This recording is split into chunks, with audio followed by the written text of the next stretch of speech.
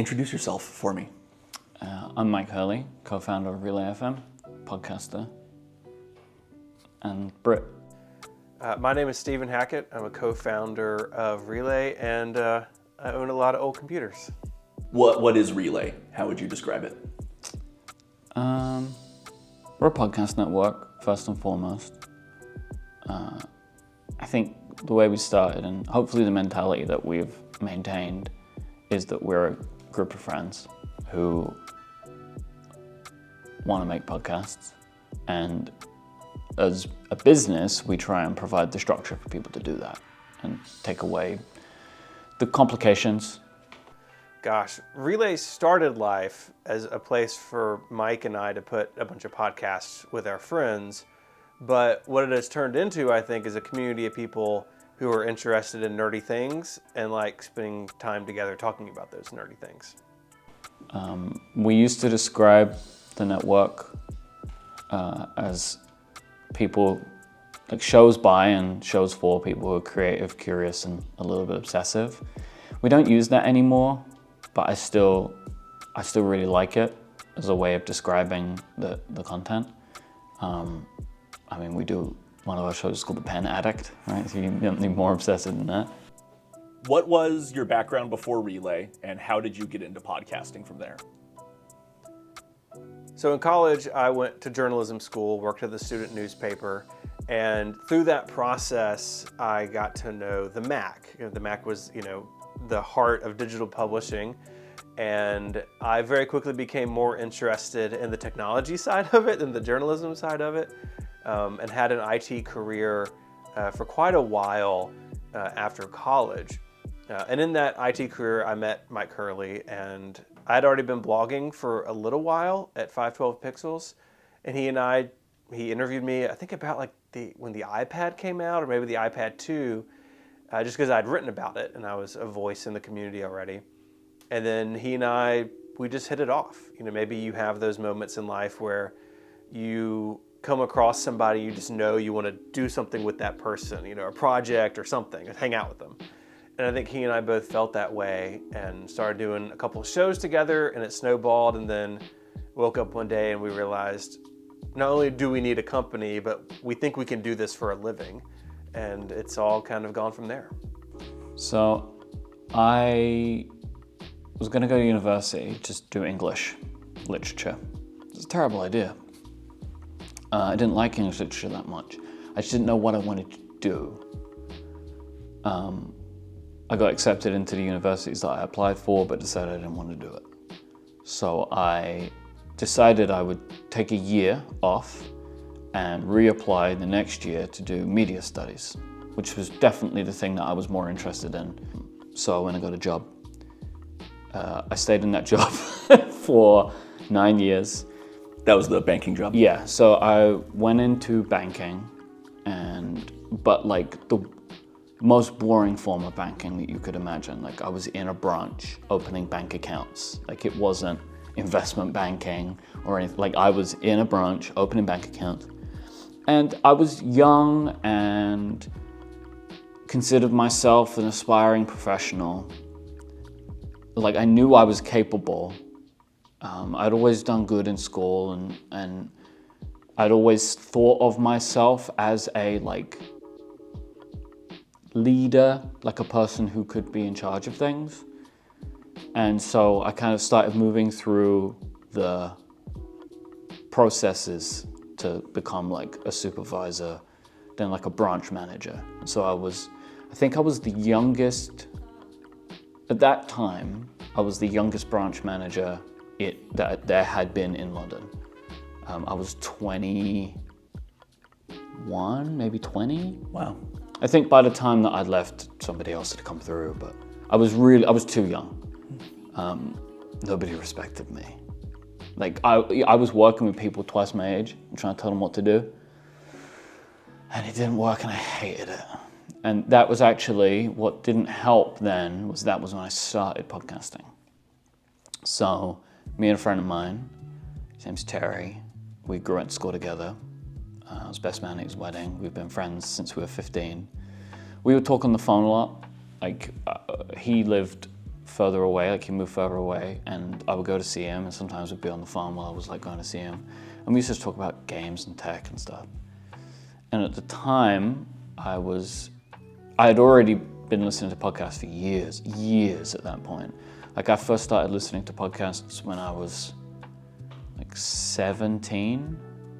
I don't even know what year that was. I don't want to out you, but what year was that? It was probably like 2008 or something like that. I was listening to Dignation. That's how I found podcasts, is Dignation. They just did a reunion recently, which is so good.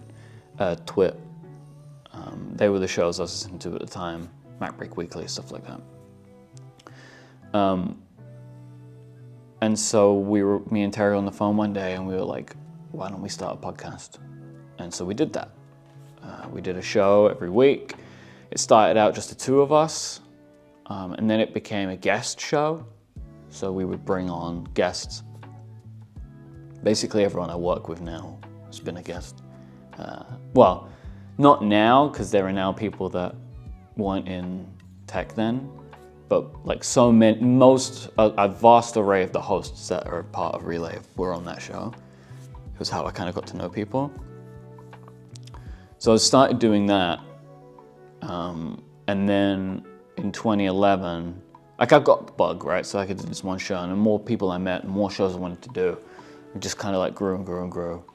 And then I started a podcast network in 2012 called 70 Decibels, which that's the decibel level of regular human speech, maybe, depending on what you Google.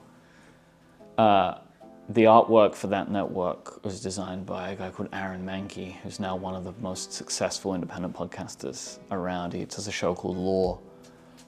Whoa. Yeah, Aaron's a great guy, and he was in kind of the crew that I was running with back then, like people who wanted to make it, like wanted to be an independent content creator. He did a show on 70 Decibels called Homework, which was about working from home before that was like a thing. And he did he was a graphic designer by trade, and he did the artwork for all of my shows on 70 Decibels. And now, like, he has an Amazon Prime TV show. So good, I'm so proud of him. He maybe, like, of everyone that I've worked with, I never met someone who tried so hard, like, to do this. Like, he would try anything, like, he just desperately wanted to be a creative professional. So we started 70 Decibels, and there were a bunch of shows, all ran on Squarespace. And we did that for a couple of years. And then at that time, 5x5 had become a thing. Like, it had kind of risen, and it was like the place to be. I was listening to basically every show that they made. And like that was like where my dream, that's where I aspired to. And this was happening kind of concurrently with the banking job. And then by that time, I had realized that I couldn't be in the branches anymore, like doing the management. I'd moved on, I had a bigger team, but it just never clicked for me. Management of people was not the problem was, in that kind of environment, your managers are giving you targets, which is really a weird thing to consider in banking, that you have to open this many bank accounts and do this many mortgages, because it's like you're kind of trying to find a need that people might not necessarily have in their life. But when you're getting that pressure for targets and the people that work for you don't care about that, it creates a conflict on both sides, and it just wasn't an environment that I wanted to be in. I ended up finding a job in the head office in marketing communications. The team had been moved from another part of England to London, so they had 12 vacancies. It is not a job that I would have gotten otherwise. I had no professional qualification, which was a requirement of the job, but they had 12 seats to fill. And they liked the idea of there being at least someone in those 12 people who had ever spoken to the customers that we were going to be communicating to. So that's how I got that job. And my manager at the time, she was very good to me. Like I will always, I always thank her in my mind because I was in contract in the role that I was in, and she allowed me to apply for this role, and if I got it, to break that contract. Because I told her if I don't, I'm quitting, because I can't do this anymore. So it was just a bad time for me because I had this thing that I loved, and I was on the rise, and I loved it, and that was what I wanted to do. But every day I was coming in and doing this thing that I hated. Yeah, so then I moved into marketing, and I was there for like 5 years, and then left. That was much more of an answer than, at some point I forgot what the question was. I'm sorry. It was all on topic. Okay. What inspired you to start Relay, like to make the transition from being a podcaster to a business owner? Yeah. Oh. So the next part was we joined 5x5. So I got to know Dan a little bit, and we were kind of starting to have conversations about like what would it be like to bring our shows over. I think he was going through some transitions that he wanted to change stuff up, and it felt like a great move for me as a way to kind of elevate in the community. And so we moved in and took our shows there, started the show that would eventually become Connected. That was like the only show I started on 5x5, I think, because everything else had moved over. Oh, no, me and Federica did a video game show there too. But I was making that jump was important because it raised my profile, and started helping me make more connections. But it still wasn't going to work financially. The money wasn't enough for me to be able to quit. It was better than anything that I'd been making before, but it still wasn't going to be able to replace my income. And plus, I like things the way I like them. And with any creative project that I have, I want to be able to have control over it, and to be able to guide it and understand it and move in the directions that I want to move in. And so basically I realized that if I was ever going to make a good go of this, I needed to be able to make money as a business owner and a host. Like it had that, the only way that I knew I could make an income is it had to be on both sides of the equation. And I also wanted full autonomy to make my own decisions in life. It really came down to we wanted to do it on our own terms. You know, we were podcasting on another network, and not to say anything negative about that experience, but we felt like we had some things that we wanted to do that we couldn't if we weren't running things. And we had some ideas about how the business should run and how it could be structured that were different than what other people were doing at the time. And really, I think Mike and I came to that conclusion independently. We both sort of were thinking, hey, you know, we could have our own network, and started talking about it and realized that if we were going to do that, we were only going to do it if the other person wanted to, right? I wasn't going to go out on my own. He wasn't going to go out on his own. We needed each other. And so from the very beginning, it was the idea that the two of us would be doing this together, our way, on our terms. And thankfully, we had that idea about the same time. And it's not like one of us had to be drug into it. We were both basically ready to do it when the time came. We just had a conversation one day. It was like, I think it's time for us to go do our own thing. And, you know, I think we complement, especially then and even, and especially now, I mean, we complement each other in our skills. And so he can do things that I can't do, and I can do things that he can't do. Or at least have areas of interest that the other is not. I mean, really, it's more I think he can do things that I can't do, which is like a lot of the tech stuff. I think that's like the key thing, where I didn't have any idea how to deal with a lot of the harder stuff, and that he can and can get his head around that. And so I needed him if I was going to do this. And so we ended up we decided that we would do it. I think it was in like May of 2014. We were like, we're going to do this. And then we put the wheels in motion to get Relay off the ground in August of 2014. Why the name Relay FM? Where did that come from? Probably the worst weekend in, maybe it's been eclipsed now, actually. Let's say it's like the third worst weekend in relay history. Was trying to come up with the name of the company. Yeah, so the naming was really difficult. Mike and I have talked about this, but it's actually like the biggest argument we've ever had. We couldn't come up with a name that we liked. And Simon, the designer we were working with at the time, is actually who came up with the name. We didn't have a name that was like we were sitting on. I had some, he had some, but they didn't match. I always really liked the name Colossal. But now I'm happy we didn't call it that because it's too aggressive, like way too aggressive. But I always liked the visual of it, like something like yellow on black or black on yellow, anyway.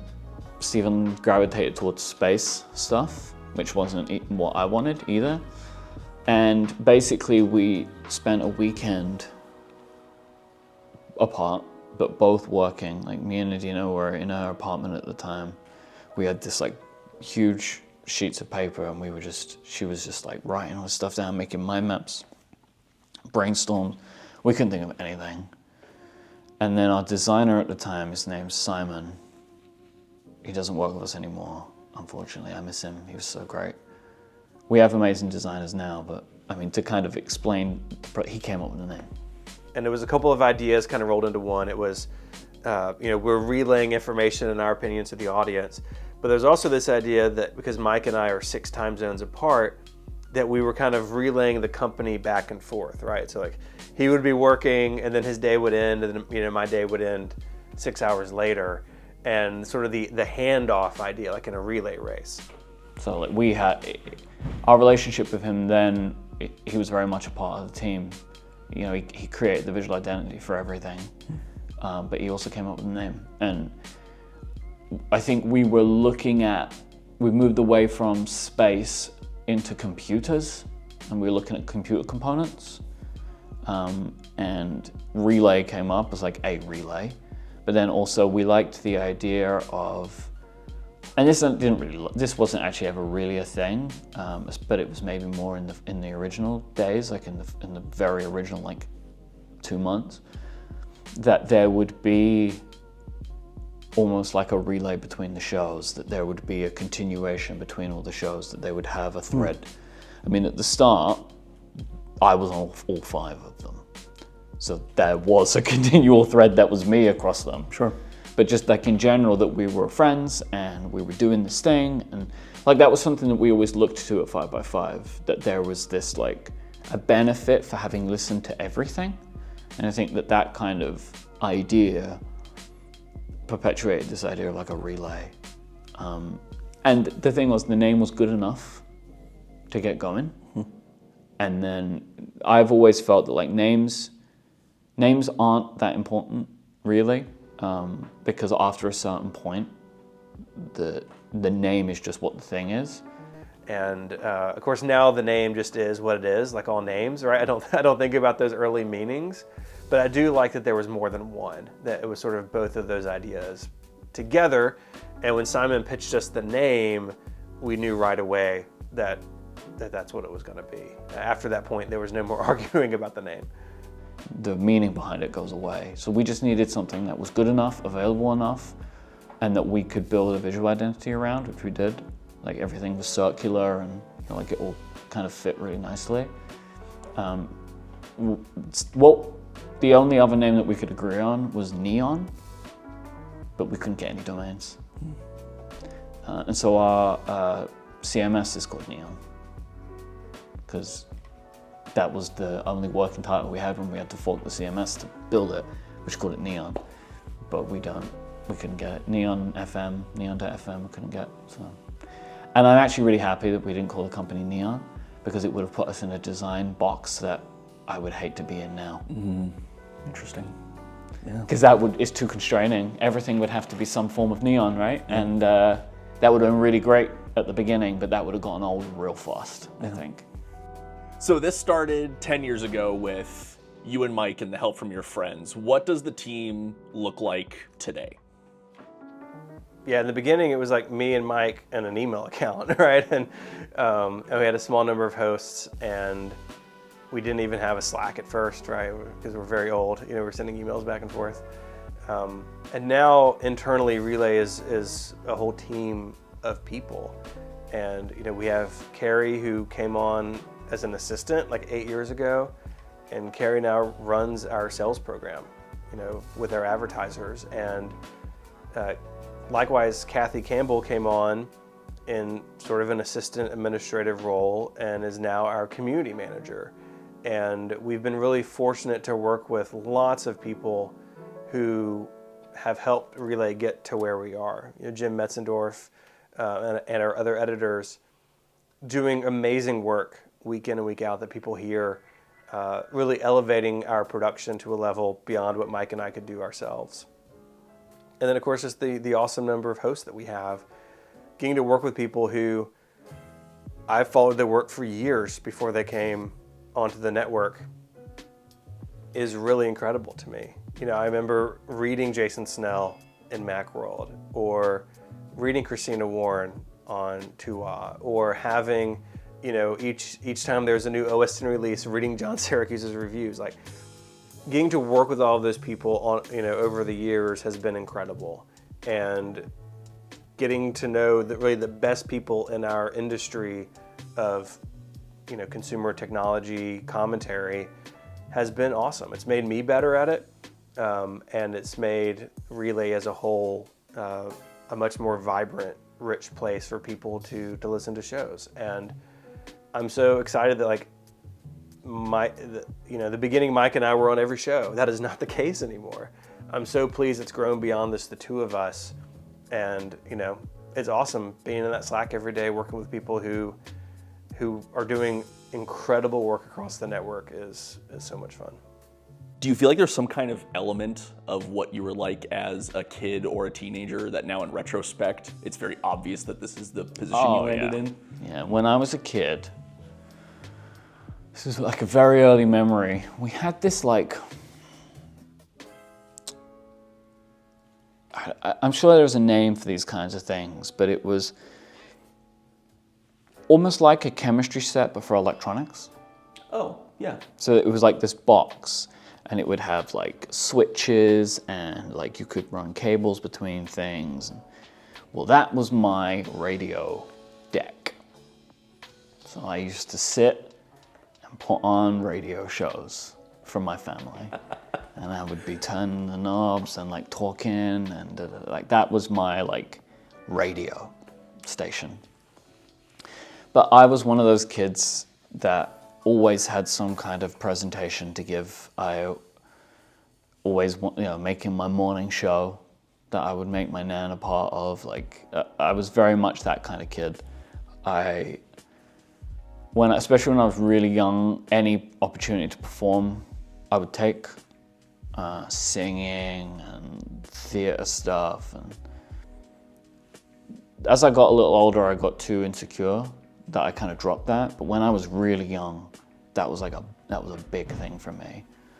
And then I always loved the sound of my own voice.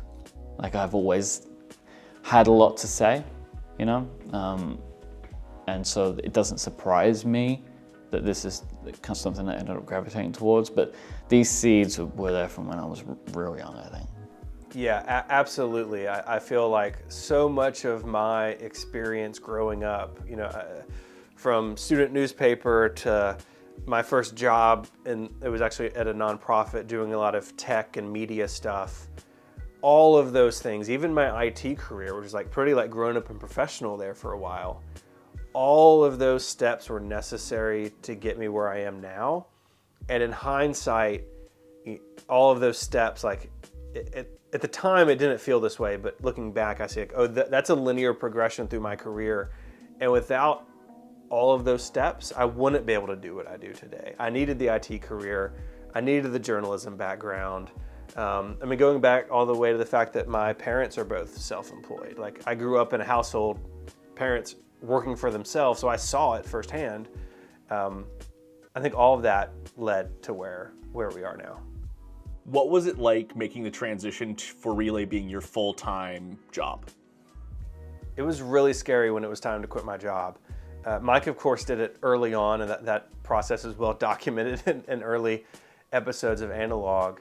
Things were going well, and we had like, at any point over the first little while, we had like 3 months of runway. And so it was feeling pretty good. Like things were going well. We were happy with where we were going. And it was obviously a lot. I was working my 9 to 5. I mean, and I've been doing this for years anyway, but I've been working my 9 to 5, and then I come home and work my 6 to 12, you know? And that was every day. And that had been like that for 5 years, nearly at that point. Like that was my life.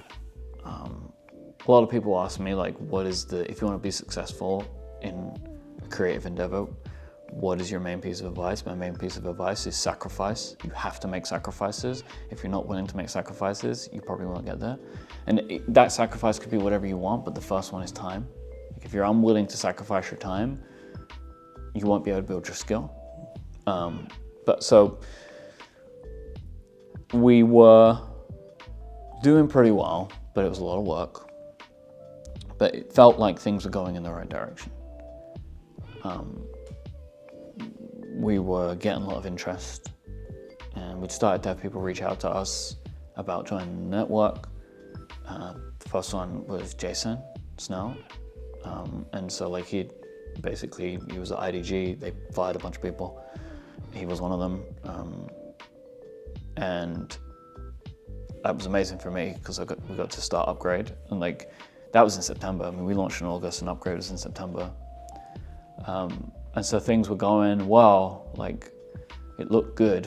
And then one evening I got home from work. I was living with my mom at the time, and I was taking my shoes off, my work shoes off. And as I was unlacing them, my shoelace snapped. And I kind of was looking at my shoes, and they were kind of dusty, you know, like they weren't in good condition. And I was like, I need to buy new shoelaces. And I was looking, I was like, I kind of need to buy new shoes. And I was like, I don't want to buy new shoes. If I buy new shoes, I'm committing to this. Like if I buy new shoes for work that are only worn for work, I am making a commitment to the fact that I am going to continue at this job. And then I realized I wanted to quit my job. So I went upstairs. My mom was upstairs. And I told her how I was feeling. She obviously knew how well things were going. And I just explained to her, like, I need new shoes and I don't want to buy new shoes.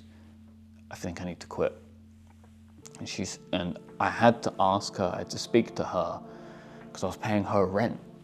I was living with her. Like, if something went wrong, if this didn't work out, then it's back on her again, you know? And she said to me, if you don't do it now, you'll never do it. And the next morning I handed in my resignation. Wow.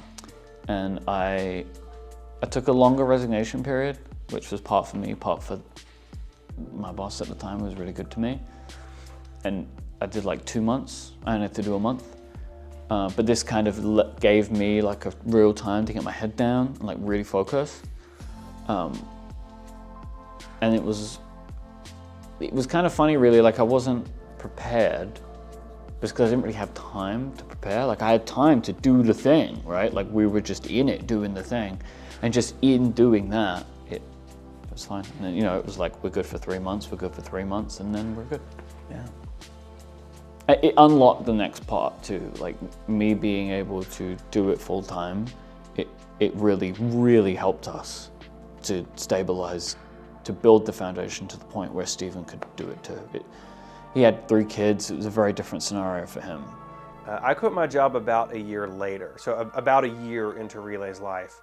But Mike and I were in very different places. I was married and had 2 children. Our 3rd child, our youngest, was actually born a month after we launched the network publicly. And so I was just in a very different place in life than Mike was, and so it took me a little bit longer to get there. And in reality, I could have quit my job financially sooner than I did. And it really took some conversations with people sort of in our sphere, like, hey, like you need to make the jump. Like if it works financially, you don't, these opportunities don't come along all that often in life to do your own thing. And so finally in the fall of 2015, I went in and told my boss, I was like, hey, and then my company what I was working for at the time was small, and they fully knew about Relay. I kept them fully in the know about what was going on. I did not want to have a conversation of like, wait, you started a business? Well, you're fired. I did not want that. I wanted to be respectful of them and of that company. And when I went and told them, it's like, hey, it's time for me to go on my own, they congratulated me. Not of a, oh gosh, what we're gonna do. Like I was a director at their company. Most of the business of that company went across my desk. And their first thing was to congratulate me on Relay success. And I was not expecting that. And it was very gracious. And I'm still very thankful for them in helping me in that transition professionally. But once I kind of knew it was time, there was no going back. It was just a matter of, working out some of the specifics. So we're here on the precipice of 10 years of Relay. Were there any moments early on where you thought you might not make it to the next month, much less to the next year or a full decade? January. All of them. Oh, every January? Okay. For like the first few years especially. January's real bad. For advertising? Yeah. I mean, at the beginning of every quarter, whether you're at the end of the last one or the start of a new one, is always rough because people are working out their budgets, right? You've got quarterly budgets being arranged. January is not just quarterly budget time, it's annual budget time. And January is always the slowest quarter to get started. And so like the first couple of years especially, it was terrifying. Like we're starting the year and like we don't have enough revenue. So that was like a big thing. For me, any time it felt like it wasn't going to work, that was all it ever was just like the money part of it. Obviously COVID was real tough. That was like, we were pretty established by that point and felt like we could weather the storm. I've made this joke before, but I've seen the death of podcasting like 4 times now. But that was real different. That wasn't just like it was an uphill climb trying to find new companies. That was like every company we had wanting to pull out of their advertising deals. So that was pretty rough. But I'm pretty sure we didn't feel any different to any other business owner at that point, that it felt like your business might crumble. But yeah, the main thing was just learning. It was all about learning and like understand, having faith and like confidence. Like we've been through many points, like even with COVID, like the learnings of the previous years had kind of put us in the sense of like, we can work this out. And like we did, right? We launched membership, like that was our working it out. And that's kind of how I am now.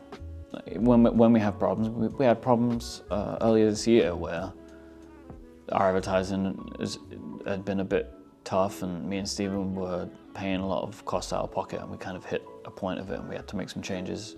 So like that's all it is now. Like when we have problems now, it's just we work them out. But at the beginning, when the problems were new, it kind of felt like it could all go away. Really, I mean, Relay was profitable after the first quarter. Mike and I spent our life savings starting it. Relay has never had outside money. We paid ourselves back relatively quickly. And after that point where he and I personally were made whole from the company, from that point on, at least in the early days, I never doubted that it was going to work. We were proving that it can make money. This was before membership. It's a different company structure in the way that it is now. But really, thankfully, it was successful from the beginning, just about. And I think that helped our confidence in me leaving my job of like, okay, like we've been doing this a year. Things have been really solid. We're growing. It's very predictable. I feel like this is going to be on a good path for a long time. Aside from paying yourselves back, was there a moment in the company history where on the opposite of that, where it felt like, oh, we're for sure going to make it. We got this. Was there a show that started, a sponsorship, something that really like locked it in your mind that this is going to happen?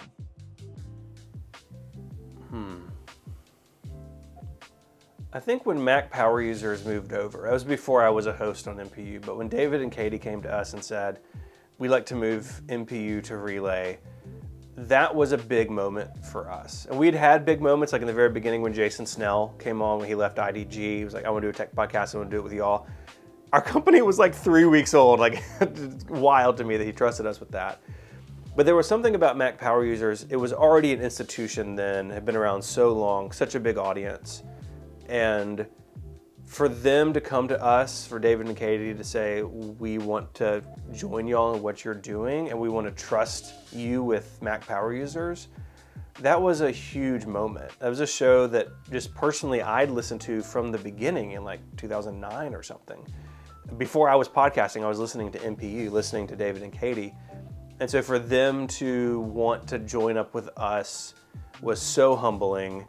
And just like, I have the email still, I have a screenshot of it, I'm sure, saved in my day one journal of like, what? Like, what is happening? And it gave us, not that we weren't legitimate before, because I think we were, but something about the gravitas that MPU has for them to want to join us was just mind-blowing. I think it was when we started like really getting interest from people to join. Like Snell coming on? Like Jason coming on, and then Rocket was next, I think. Like, I think it was like, Rocket might have been before, but they were around that same time. And then it was just like a bunch of stuff. Like, it was kind of like a snowball effect for a while. Like, being able to one of my favorite days was being able to launch 2 podcasts that included John Syracuse and Merlin Mann and CGP Grey. We launched them on the same day. Really? Yeah. I didn't know that. They were called the Relay FM Summer Pilots. We weren't sure if they were going to work, and it was, so we just committed to like 10 episodes for both. We were pretty confident they both worked, but we wanted to we were trying out something new. That was pretty good. Like, it was a lot of those moments. It was, as the network grew, that was when it felt like it was like really gonna work. When we became the place that people wanted to start their projects. That was huge for me. The people that I had respected and looked up to for so long, I'd like listened to their shows for years, or watched their YouTube videos or whatever. Yeah, that was like massive. How has the industry changed since you started Relay? It's become commercial. Like, when we started a couple of weeks before the first episode of Serial, I've said this before, but I feel like if we would have started a month after Serial, I'm not sure if we'd be here now. Mm-hmm. Again, we were able to kind of just get in just before it exploded again. The thing that is different now is there are a lot of people trying to make money fast in podcasting, where before it was a lot of people that were desperately trying to make money slowly. I am not surprised that the bubble was burst on the industry a little bit. I think it kind of needed to, just to kind of reset things a little bit, and try and help people kind of like refocus that not every podcast has to be like 6 celebrities. Like, it can just be regular people. It's kind of the great thing about the medium. The money coming in has been helpful. There is a lot more infrastructure now for people. It's easier to start than it's ever been now, but unfortunately it's too much competition, but it's easier to start than ever. And the roots of podcasting have maintained, like the fact that YouTube has an RSS importer now, that they just launched in like 2024, shows the strength of the core of like what podcasting is, which is great. Like, I'm very happy that even as more money has come in, people have mostly resisted to change it, like at its core. But there's stuff like I really don't like dynamic advertising. There are a lot of changes like that have come in. And it is mostly people that are just trying to profit on the creativity of others, which is every form of media, but that's been the biggest change.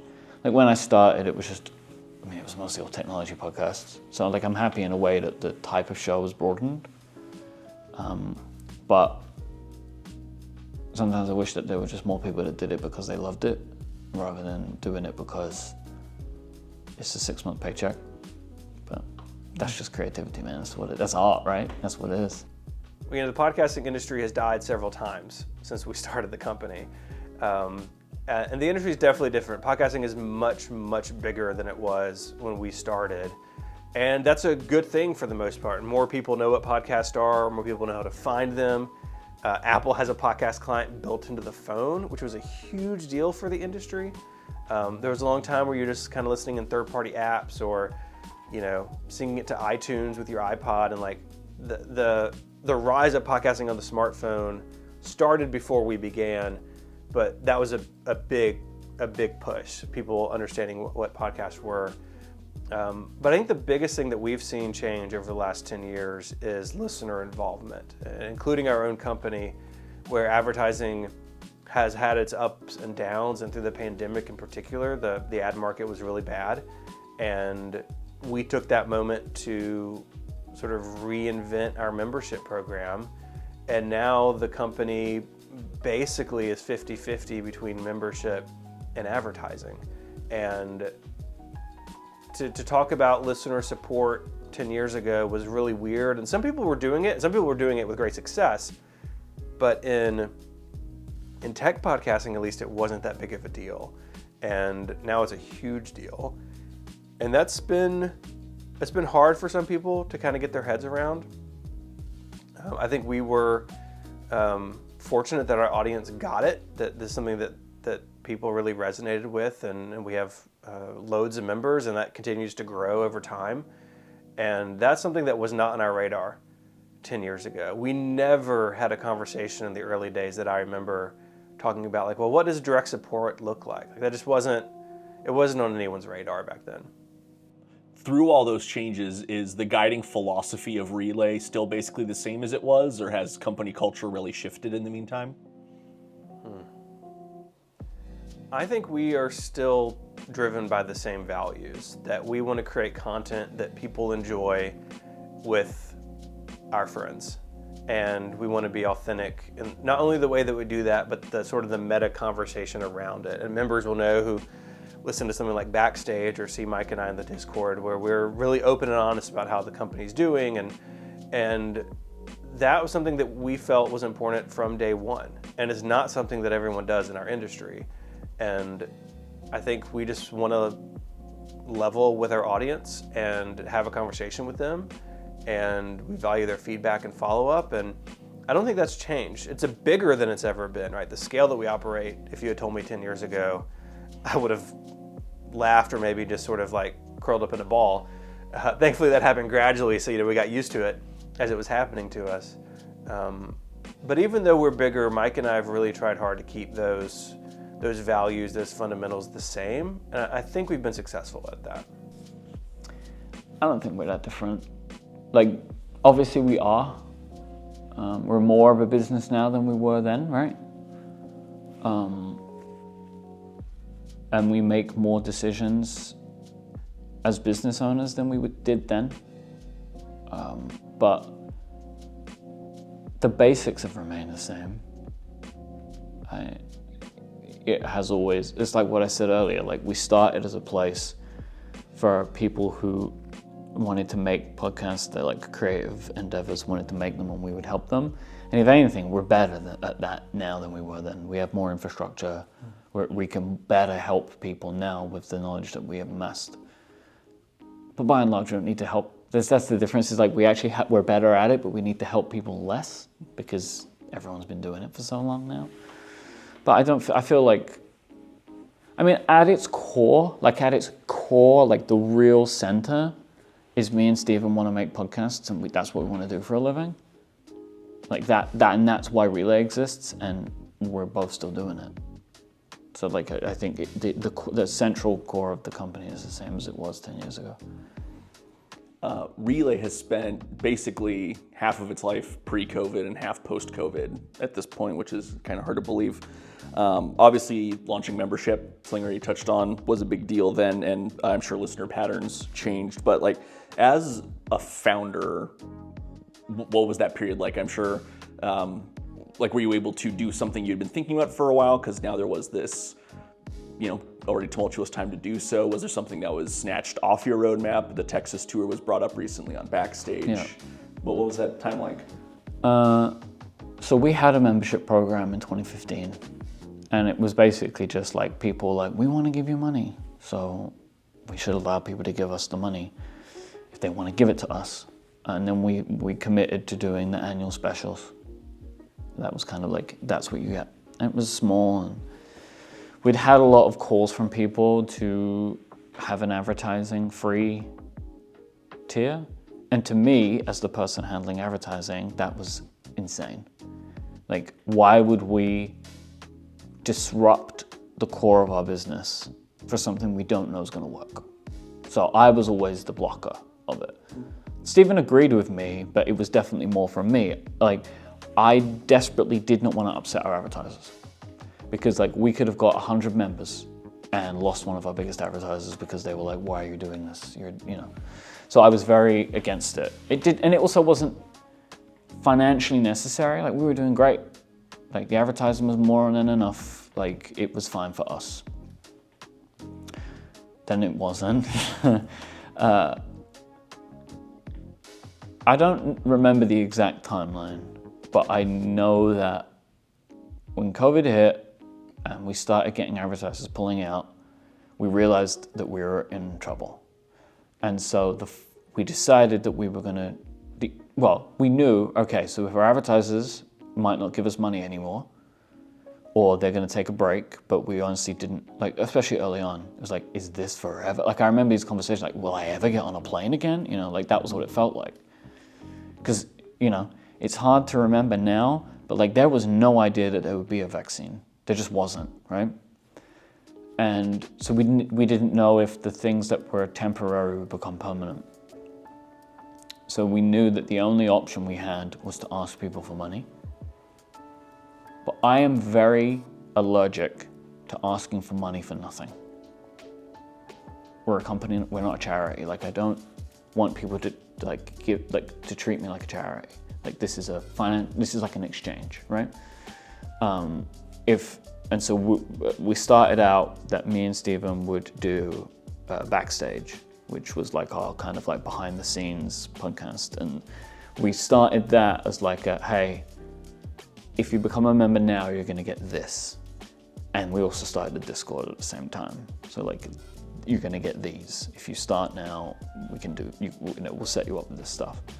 And that went really great, and it was very helpful. Like, it gave us some peace for a little bit, while we were then also laying the groundwork for ad-free shows.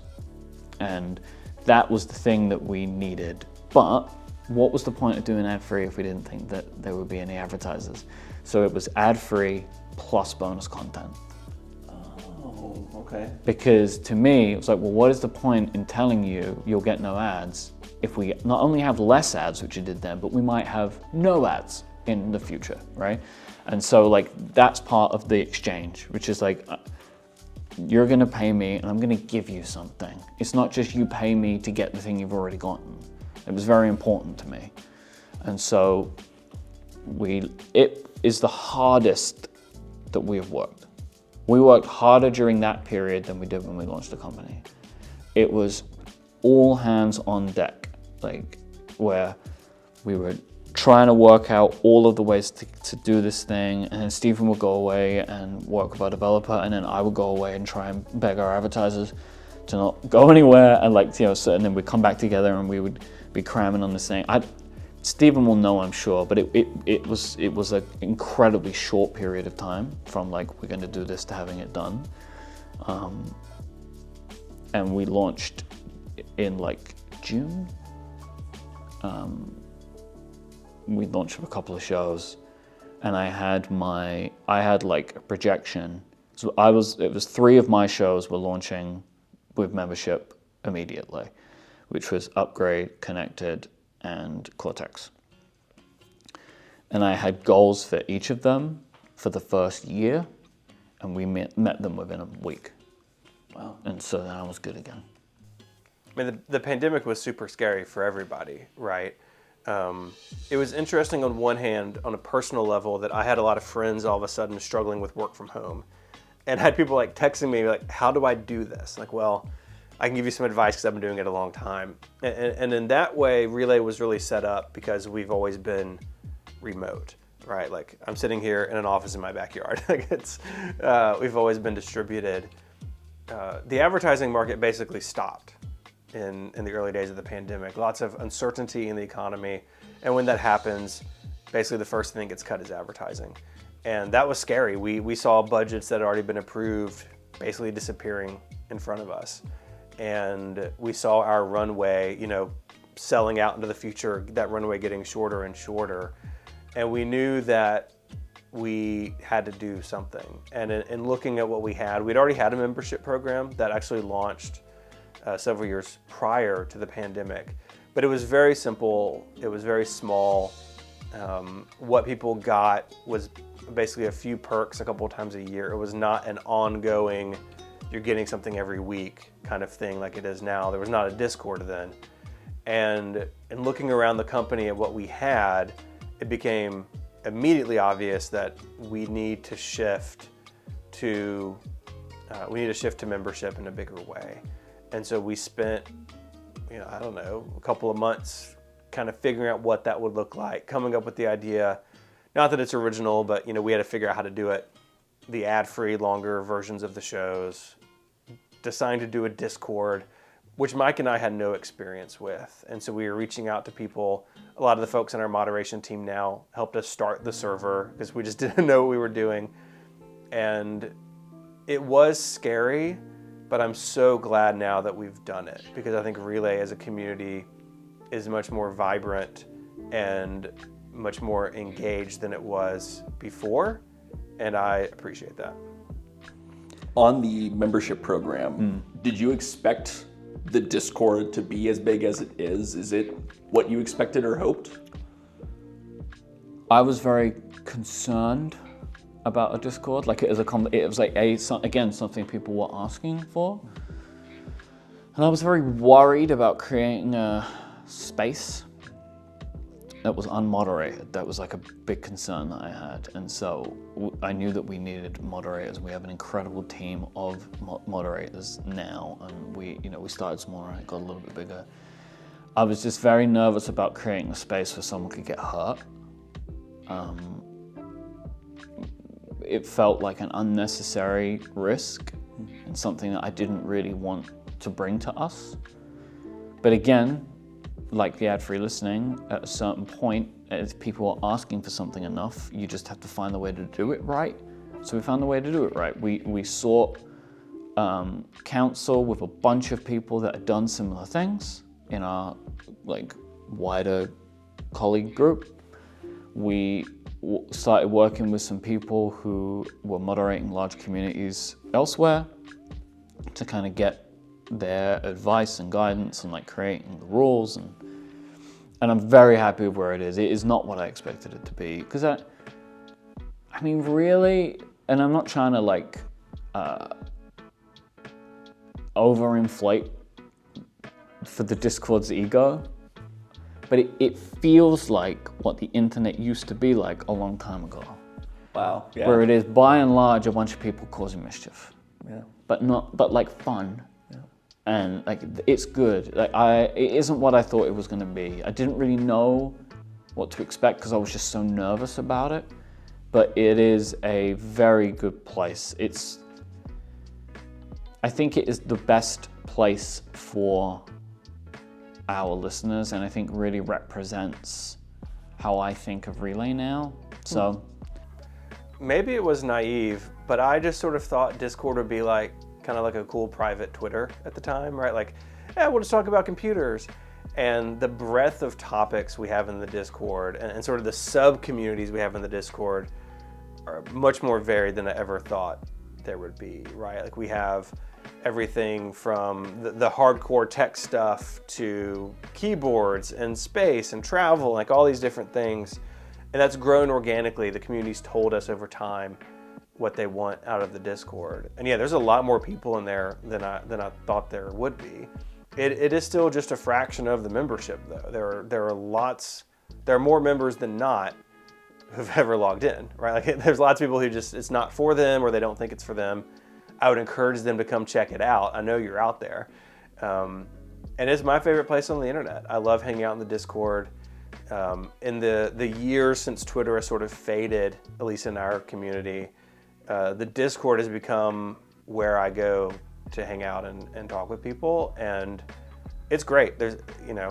We've had to deal with some things I didn't expect to have to deal with. I was like, we're going to set up a Discord for a podcast network. Did not anticipate some of the things that would come up. But our members and our moderation team, they all get it. They understand what kind of community we want to build. And it really has been a true joy to have that thing around.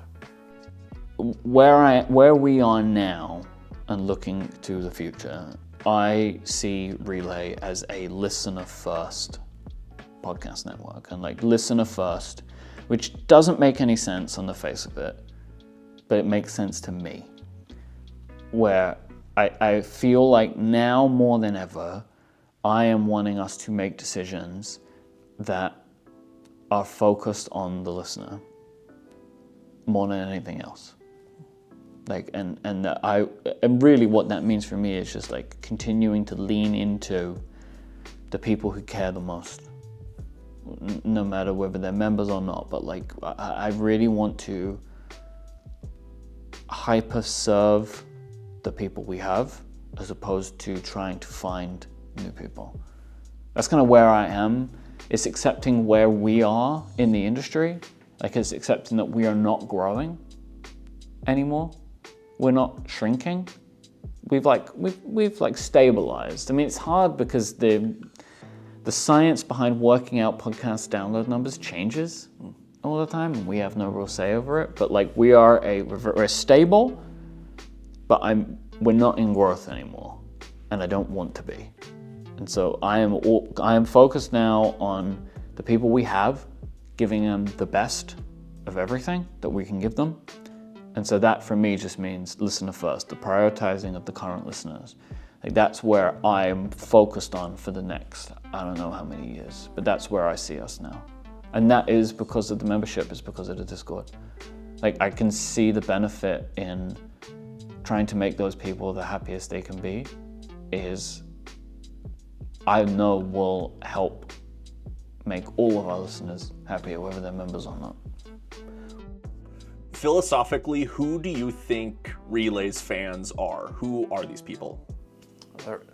Relay fans are a bunch of lovely weirdos. I mean, it's people who are passionate about something, right? Whether it's like me, like passionate about consumer technology or design or development or the keyboard people. It's people who just get in deep into something and want to share that with people. And the beauty of the internet is it connects you with people who are into the same weird stuff you are. And the Discord has proven to be a very durable way to do that. If I'm thinking of the average, they are technology minded in some way, whether they work in tech or they just care about tech.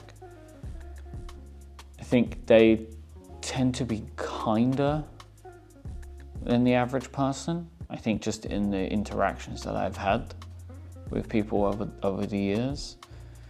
And they really care about something. Like whatever it might be, like they just really care about the thing that they care about. That could be a podcast or it could be a topic area. They're not, basically they're me. Like they're who I am. Like who I was then, who I am now. I think Relay listeners like to be fans of something. It doesn't need to be us, but it can be a thing.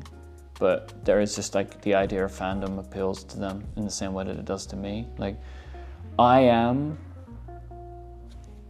a listener of like another network. So like there's a podcast company that I love called Kinda Funny. They're video games and pop culture.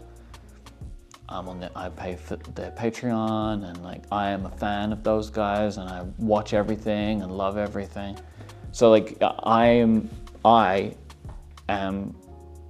for that many of our listeners are for us. They listen to like 7 relay shows, and they listen to a relay show a day. Like I listen to like at least 90 minutes of Kinda Funny content every day because of all of their shows. So like I know what it's like to be that person, because I was that person before, and I'm still that person now. And so like I just think that it's people like community, right? And to feel like they're a part of something, even if it is just knowing the in-jokes.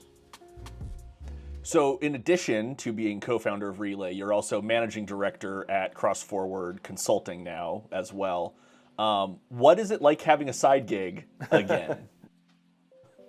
In a way, I've always had a side gig in 512 Pixels. You know, I've told people before that like, if something happened to Relay, like I would still be blogging until I can't anymore. And so 512 is like, it's always been kind of this side, not side thing. It's hard to put my finger on it. But in working with David at CrossForward, it is truly outside of any of the media stuff that I've been doing the last 10 years. And it's been great. There was a point a few years ago where I sort of had the realization of like, I'm not growing or being challenged in the way that I want to be anymore. And some of that came out in like, well, let me see what YouTube would be like. And I, still do that with 512 a little bit, but kind of after a couple of years realized that's not really the avenue I wanted to go down. And I was still looking for something to sort of get back in that space of being challenged, of growing, of expanding my skill set. And when David and I spoke at the end of last year, the end of 2023, I knew basically immediately that's what I wanted. Come alongside somebody I know, a friend, help them with their business, help them with their projects, but doing that work in a way that, while some of it is familiar, right, because I've run Relay for 10 years, the business aspects of it, they're not that different. But learning about how to be in the App Store and what that looks like, and all the things that go into successful iPhone apps.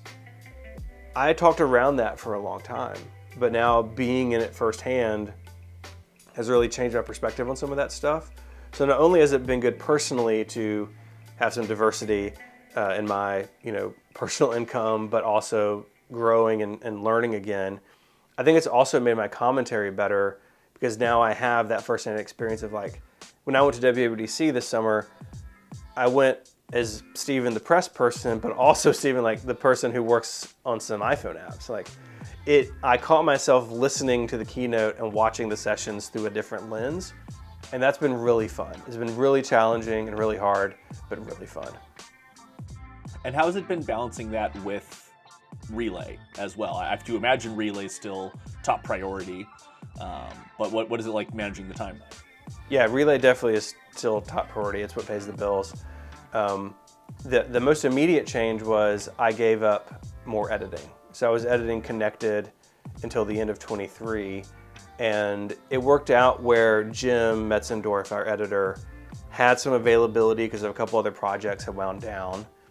And he had come to me, he was like, hey, if something new comes along for y'all, I have availability. I would like to have that schedule filled again. And that was happening basically the same time that I was talking with David about joining CrossForward. And so it was like, oh, these two things are on a collision course. And so giving up the edit of Connected, it doesn't account for all the time that I spend on CrossForward, but it's a chunk of it. And it's also some of the overhead, just sort of mental overhead of, it was Wednesdays were Connected, preparing, recording, editing, publishing. Wednesday was Connected day, all day. And it was really the only day of the week like that where it was dedicated to a single thing. And so having that change and that flexibility has been good. There's some other things internally that I've been able to hand off to other people over time to make up for that. And I'm still figuring that out, right? Like there's plenty to do in both businesses, but the nice thing about it too is like there's no confusion around that. Like I was clear with David and with Mike, like, you know, Relay still the top item. Same with Mike and Cortex brand, right? I think it's actually very similar to that, where we have the availability now to take, you know, a small percentage of our week and spend it elsewhere. And I think it's been good for both of us. You're also the creative director and co-founder of Cortex brand. What is it like now having a side gig? Again, kind of harkening back to the beginning of Relay, though you like your main gig more now. How do you balance everything? Well, what's it like doing both of those? It's more tiring now than it was 10 years ago because I'm older. And I do have 2 jobs again. Yeah, it's tiring, but it's exciting too. So like the last 5 years have been difficult for me because of the way the podcasting industry is and because of the successes that I've had, new projects have been harder to start. So the areas that I've wanted to get into in podcasting, and they're places that I don't have an audience, and so would have to build one, and it's hard. And because I have found success, my measure of success is much higher now. And so it had become more complicated emotionally to start new projects. And I love new things. I love doing new things. I have always loved doing new things. So does Stephen. I think it's one of the things that has brought us together over the years. We both love new stuff. But we had both realized we need to stop doing new podcasts. It's just ultimately a problem for us. We don't have the time for those kinds of projects, and we need them to immediately be successful, which is not how it works. So I had to kind of start coming to terms with that, and this is again like part of the listener first thing. I'm like, I want to put most of my efforts with the people I already have. Like that's where it's coming from, right? Like the listeners of the shows that I do, I want to make them as happy as they can be. I don't need to find new people, right?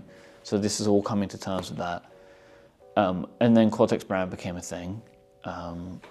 And I get to explore the other side of me, like this, the other part of my creativity, which is to be able to use my tastes and my preferences to build things, physical things. And that's so nice because I've made digital things for so long. And so now I get to make physical things. But yeah, it's tiring and there's a balance there. But there's also in like, you know, I've been thinking a lot about Relay recently. And it is my stability, and treating it that way is important to me. But in that is also the stability part. Like for me, I'm good with where we are. We don't need to grow. I don't want us to grow. I want us to stay where we are. It enables me and everyone to be comfortable. And then that also enables me and Stephen to explore other things that make us happy, as well as the things that are really making us happy. And so like for me, I have my core, and then I'm able to explore another business because I protect the core. All right, focusing a bit more on the live show now, the reason we're all coming to London. What is it like to have this in your hometown? I grew up in small places, so the idea of being from somewhere is like, yeah, okay, everyone's from somewhere, but like being from London is like being from New York or LA. Like, what's it like having this in your hometown when your hometown is London?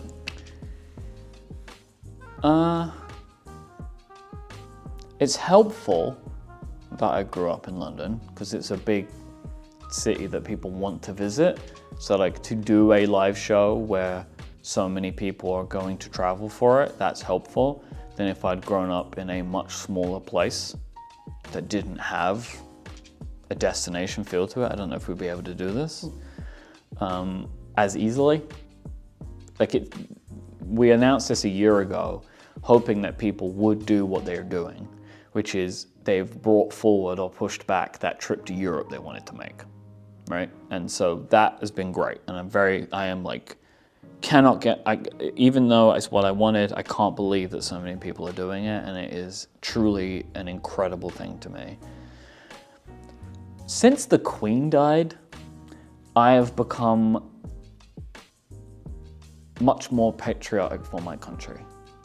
I think this is also just a thing that I am approaching 40. And I think as people get older, they have more nostalgia for where they grew up.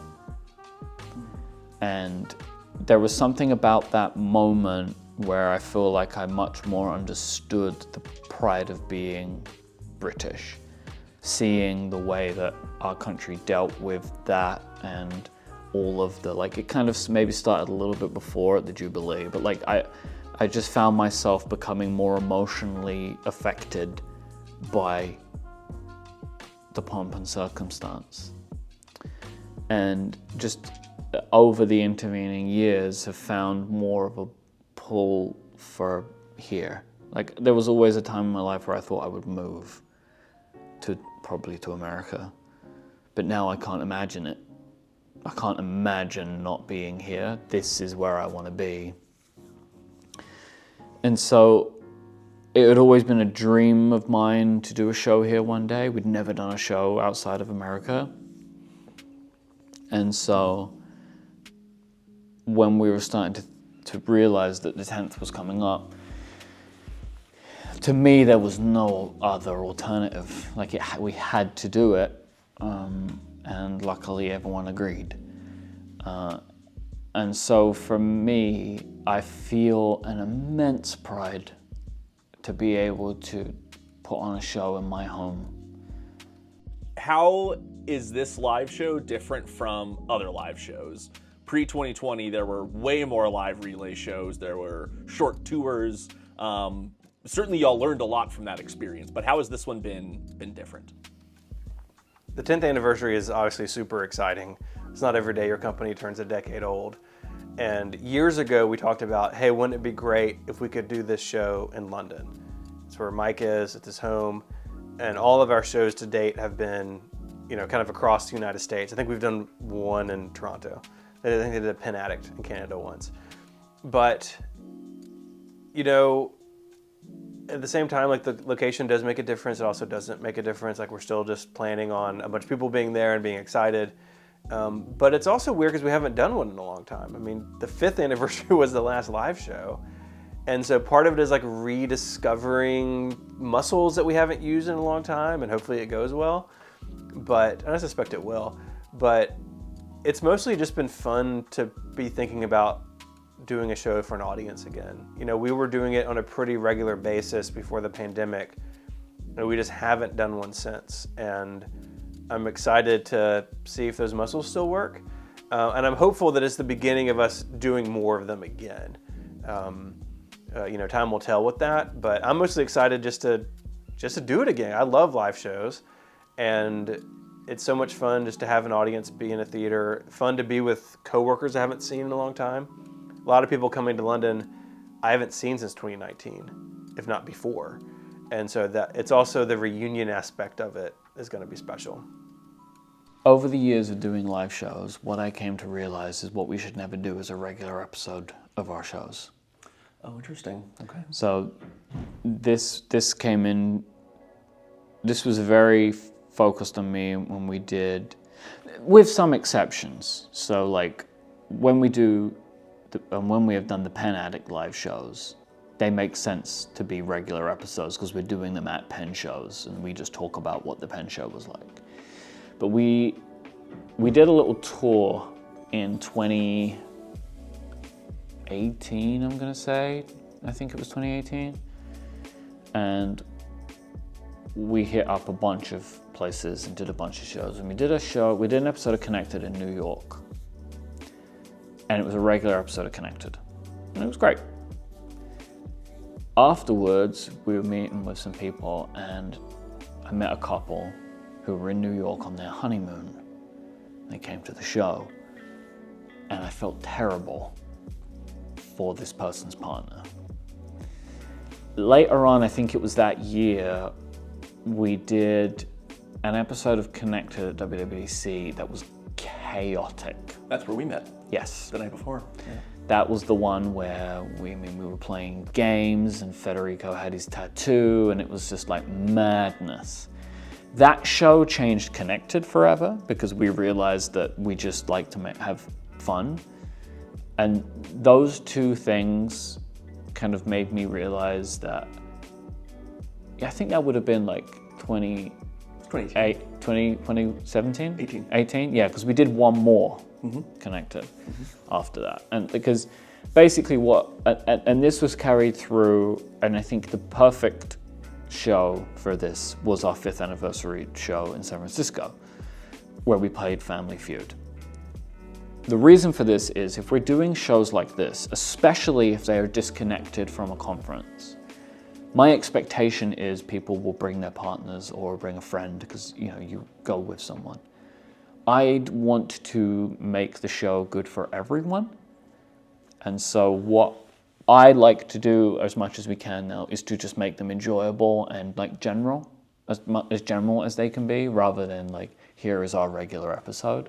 Because plus as well, like, you have an audience in front of you, like do something different, like have a good time. Like I've been saying this to people when like talking about the show, especially some of the people who have not done a live show before that we have, and just saying like, when you do your show, it's like me and you, and I say something and you might laugh, and you say something and I might laugh. But when you're in front of an audience, I say something and they laugh. And that is like, you don't get that. Right? Like that's not a thing that happens. So like I said to Brad, it's like I say something to you and 30 seconds later someone writes LOL in Discord. Like that's different. And so I think it's best to try and have a show where we can have fun, because if we have fun, everyone else has fun, and then they reflect that back at you, and it's an incredible experience. And so for live shows, that's what I'm now focused on more. However, this is the first live show we've done in 5 years, so I don't know what live shows look like in the future, to be honest. And on a very different kind of live show, but one y'all do much more consistently, is the Podcast-a-thon with St. Jude. A question for you, Steven, specifically.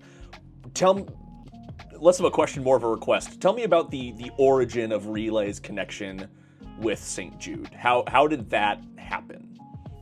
For years, Mike and I have talked about wanting to do something with St. Jude. I'm sure people know, but my oldest son is a cancer survivor. He is still a St. Jude patient. He was diagnosed with a brain tumor as an infant, and they treated him, chemotherapy, surgery, lots of stuff, and they never charged my family a dime. That's how St. Jude works. They treat children without regard for their parents' ability to pay, and that is life-changing. We were focused on our son's health, and if we had to focus on the cost of that at the same time, it would have been even more overwhelming than it was. And St. Jude is in my hometown of Memphis. It's a 15-minute drive from where I'm sitting right now, and it means so many things to so many people around the world. It just happens to be in my hometown when I needed it. For years, I've wanted to find a way to not only give back to the hospital for what they've done for us, but to get other people involved in that mission. And for years, Mike and I talked about what would that look like if Relay did something. There were a few years there where basically I would sign up for like the St. Jude Marathon, not run, but like raise a bunch of money and shove it through the marathon website. And we did that in a couple of years, and like some people at St. Jude noticed. And then I had been invited to, it was like a design panel that ALSAC, which is the fundraising and awareness arm of St. Jude. I was invited to a design panel with them by a friend of mine I went to college with, who was working there. And after the panel, we were just hanging out, and I was like, hey, look, I don't even know if you know what I do for a living, but like I own this podcast company. We've talked about wanting to do like something with St. Jude. And that started a conversation between us and St. Jude about what would it look like to have a campaign. What would it look like to do a fundraiser as a podcast company? And it really, that first campaign in 2019, which we announced at the 5th anniversary show, it was kind of the one more thing in San Francisco. I feel like we sort of nailed the fundamentals the first time out. That we're going to talk about it across the shows and provide our hosts with approved, pre-written copy so they can talk about it. Because not everyone is familiar with it as I am, and especially in those early years. Now people, on Relay have done it a long time and totally get it. And a bunch of them have been through Memphis and seen the hospital and been here, which is really cool. But we knew we wanted to do something big and splashy. And so we did, in 2019, the first podcast-a-thon, little 6-hour live show. Mike and I were basically sitting behind a folding table and had some guests on. And it's very fun. I actually, in preparation for this podcast-a-thon coming up, I rewatched them all, just in the background at work, It's kind of taking some notes as things jump out at me. And it's wild to me how simple the first couple are. The production has really gotten out of hand. But we want to do something to create excitement in the community, something really different than what we normally do. Mike and I aren't on video very often, and we definitely aren't doing 6, 8, or 12-hour live streams ever. And so we wanted to stretch ourselves creatively and professionally, but give us lots of time to do fun stuff for the community, to talk about the mission, to raise a bunch of money. And the Relay community's been incredible. As of right now, we are just shy of $3 million raised in 5 years. And that is truly unbelievable to me. I had no idea what to expect the first year. I think the first year, our initial goal was $50,000. I remember I was at a football game with my dad talking to him about the campaign because we were getting ready to start. And I told him, we want to raise 50 grand. And he was like, you're going to raise 3 times that. And sure enough, he was right. I think the first year we raised $300,000. So 6 times the original goal. And because the community just responded and really not only donated, but they now have ownership over the campaign, and we get to do community fundraisers and events and all sorts of stuff. And so it's really more from I just want to talk about St. Jude and raise some money to we as a community are doing this together. And my family story is still at the heart of it. But one thing that's really important to me is to tell other stories that other St. Jude families have. And we've been fortunate enough over the years to be able to do that and to shine the light on other people's stories beyond my own. And that's been really special. And so, last question on the topic of live shows. This is going to be your 6th year doing the podcast-a-thon with St. Jude, a very different kind of live show than Relay 10 or really any of the other live shows. ALSAC seems like a very willing partner, and for all the japes that Relay is known for by its fans, has there been anything pitched that was too crazy to make it, or you're still figuring out execution on? Or have they just been let's do whatever you're in for and let's just make it a great show? I don't think there is anything we would want to do that they wouldn't. Because a lot of the things that happen come from them. What if we do this? What if we do that? There's a lot of this stuff especially comes from our producer, Jill, who's an incredible person, who is the best collaborator and also the worst collaborator, depending on what she's making us do.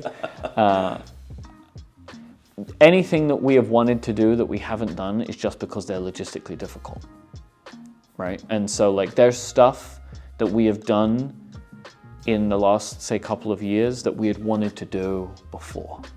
And it's just taken the collective knowledge and use of the space. Also the fact that we were separated for a couple of years, right, made it it kind of held us back a bit. And so we've actually in the last 2 years, have been able to bring to bear the things that we'd had in years past. We have big things we would like to do, and I think one day we will get to do them, but it's just about the execution of them. There's no point rushing. This is a long-term project. I don't see this ending.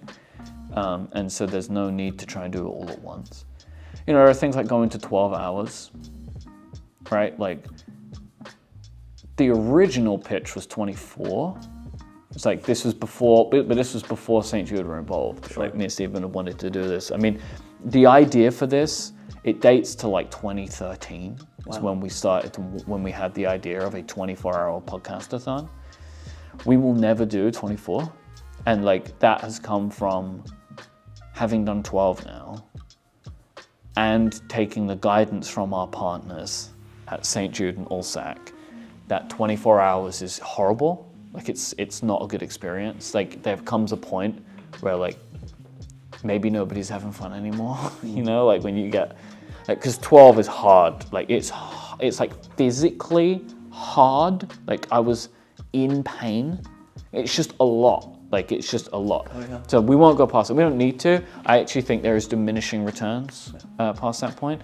But yeah, no, St. Jude and ALSAC are an incredible partner. And they make the show what it is. Like, they make it. And then me and Stephen do what we do. But they make it possible. They make it better every year. Like, they're incredible. I think in the beginning, a lot of the work we were doing was like getting ALSAC to kind of like understand what we did and, you know, kind of what we were. And we were their first podcast partnership. They had partnerships with like music stars and like famous people, right? Like Jennifer Aniston, Robin Williams. They'd worked with all these people.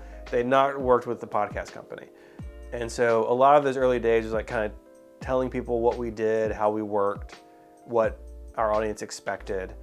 But the people there are the ultimate professionals, right? And they very quickly got it. And really pushing the envelope each year kind of really goes both ways. You know, they come to the table every year with new ideas and new things they want to do. We come to the table with new ideas and things we want to do, things we want to talk about, and then we figure out how to do it together. And it's been a very, obviously a very beneficial relationship because we've raised a bunch of money, but it's also been a very rewarding relationship and partnership because we get to create something fun for the Relay audience every year. It's like, yes, we're fundraising, like, yes, please donate in September when the time comes, but we also want to make that fun and exciting. And there've been, I can't even really think of anything that like we've come up with that like, no way, that's too far, that's too weird. You know, there were some things people were like, maybe we shouldn't do that from like a safety perspective during the podcast-a-thon. I'm sure people have seen this, like the big inflatable balls that people can get in and then like run into each other and then bounce off. We have a set of those that we bought for the 23 show, and we were not allowed to use them. Part of that was Mike's hesitance to be injured live on camera, which I think is silly. Like, just put your body on the line. But other than that, and I'm still hopeful we're going to get into one of these years. Really, it's just been this like feeding frenzy of ideas and this energy in the room when we're talking, and we just want to create the most exciting campaign we can, and in that excitement, be able to share the mission of St. Jude, the stories of St. Jude families, and get people engaged. Moving on to some less focused questions. Okay. What was one of your favorite firsts as a founder? I remember the day we launched, we were featured in iTunes. Apple Podcasts now, back then it was iTunes. And that was incredible, but over the years, we've had our artwork show up in some amazing places. I have a photo, it's actually over there on the wall, of Apple CEO Tim Cook standing in front of the connected artwork, because we were featured when podcasts came to the Apple Watch, and Mike and I bought the rights to the photo. We're like, this is crazy, we gotta do this. And so there definitely been some things where like our artwork or the brand shows up in unusual places. I think for me too, and I don't remember what year it was, but a year I was traveling to WWDC and I got stopped in the airport by a listener that had never happened to me before. And they were super cool, and like we just chatted for a minute. Like, it was an awesome, all the interactions I've ever had with listeners in the world have always been positive. But I was like, did that just happen? Like, I'm just talking about computers on Wednesdays with my friends. And it was really humbling that someone was, you know, wanted to meet me. Like, it was wild. It was still, to this day, it's so humbling and exciting. But that first time I remember, I was like, I was in the Denver airport, and someone was like, "Hey, are you Stephen Hackett?" I'm like, "Yes." Like, why? How do you know my name? And then we talked about the iMac for a minute. It was pretty cool. I mean, it's probably front of mind, but it was probably like the first live show. I think like maybe the first like show we did, was in Chicago as part of a conference, the Release Notes conference. We did an episode of Connected there, and it was amazing because it was also like Federico was there, which was the first time. I don't even know if that was the first time we'd done Connected, but it was the first time that the three of us had done it. That was amazing. Like similarly, like the first time we did a show at WWDC. No, I remember now. The first live show, it was WWDC 2016 maybe, in a bar in San Francisco. Wow. It was amazing. We called it RelayCon. Gray was there. Wow. And he came on, like we did a bit on stage. It was awesome. That was such a special night. It was like a few hundred people there, and we did like, it was like a 90-minute variety thing with like 4 different shows. It was so good. Very cool. And it's the first time that we got to experience like people. Yeah, it was great. It was so good. Has there been an unexpected or enjoyable first in the planning of Relay 10? The thing that I am most focused on hasn't happened yet, but like it is also, maybe for me the main reason I want to do this is my whole family will be there. Wow. And my family knows what I do for a living. They're very aware of it. They've seen it grow, and they understand it. They see my successes, and I think when I come out on stage and people are cheering and clapping, hopefully, I am excited for them to see what I actually do. Like, they're gonna see me as a performer.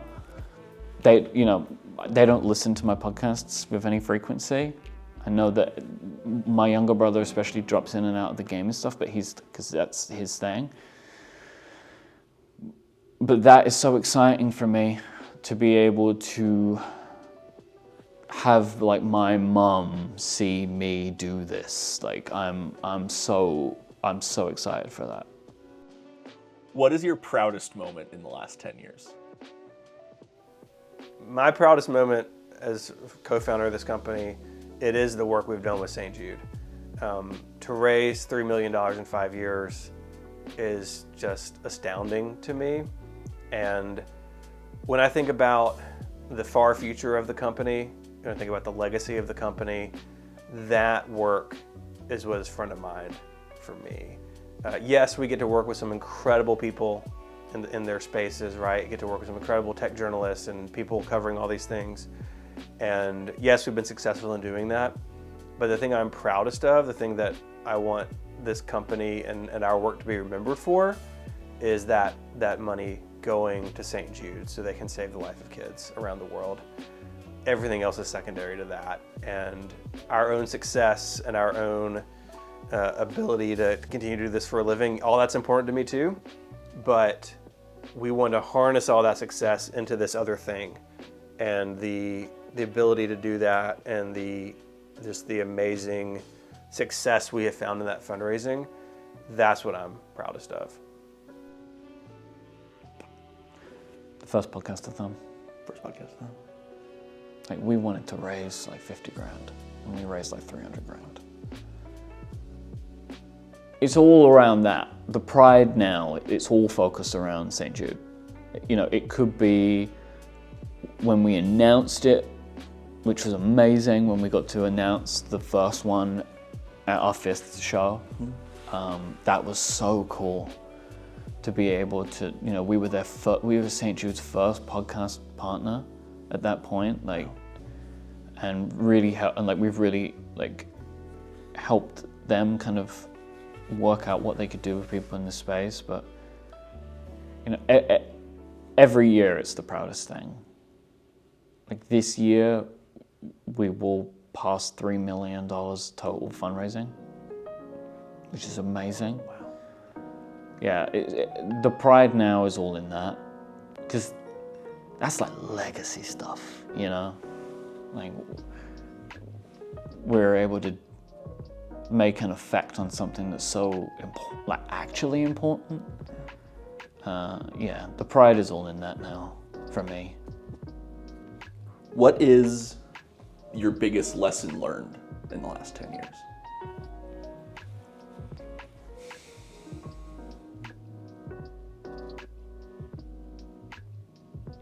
You gotta believe in yourself. Like, I think that's the thing that I've seen. The more people that I've worked with that I understand, that understand that, the better for them. If, you know, people that are able to be successful are those that are able to, like, they know what they want to do and they can just go and achieve it. And most of the time it's getting out of your own way is the way that you get there. And so I just know that from myself. I have achieved every dream I've ever had, which is an incredible thing. It also comes with its own weird, like, well, when you've done that, then what? Like, and that was the thing that I struggled with for a few years, kind of in the middle of all of this. Like, when I did everything I wanted to do, what happens? Like, what do you go for? Like, where are you aiming? And I'm now, like, I have other focuses again, which is great. You know, like in personal life and in business, like, so I'm all good now. But I know I got there because I believed in myself and I worked with people that I believed in, and we were all able to kind of get there together. But you need to have confidence in yourself, even though it can sometimes be really hard. But if you're able to do that, if you can kind of achieve anything, because even if you fail, you believe you can still do it anyway, so you just keep going. I think that's the difference. Like, if you have that belief in yourself, failure is just a stumbling thing. It's not the end. Like, I knew I could do this. I knew I could do this. This is going back to the beginning. Like, I knew that I could do this. I just had to keep going. And like, so when I was doing this for 5 years and getting nowhere, I knew I had it in me. I just had to find it. And so kind of now sitting where I am 10 years later and looking back at that and looking back like 15 years ago, then I know that the thing that got me here is that I believed I could do it. Good questions. Shout out Kate. Is that a Kate? It does sound like a Kate question. Kate added a lot to this interview. Yeah, they're very good. I think that one of the biggest things I've learned over the last 10 years is that the internet is a really big place, and it's big enough for some of your weirdest ideas, and that you can go out and create something with your friends and you can find an audience online. That's a big thing that I was just unsure of 10 years ago. I think for me the most impactful thing though is just the ability to connect with somebody through shared interests online. That yes, we're all interested in this one brand of computers and that's how I know a bunch of my friends. That's weird, but also that's how the world works now, right? I think especially in this time, kind of after the high days of the pandemic, where people's online communities are their communities, right? That we don't need the modifier anymore. Look, that was kind of a weird thing even 10 years ago, right? It was kind of strange that I met my business partner on the internet. And now that is more and more common.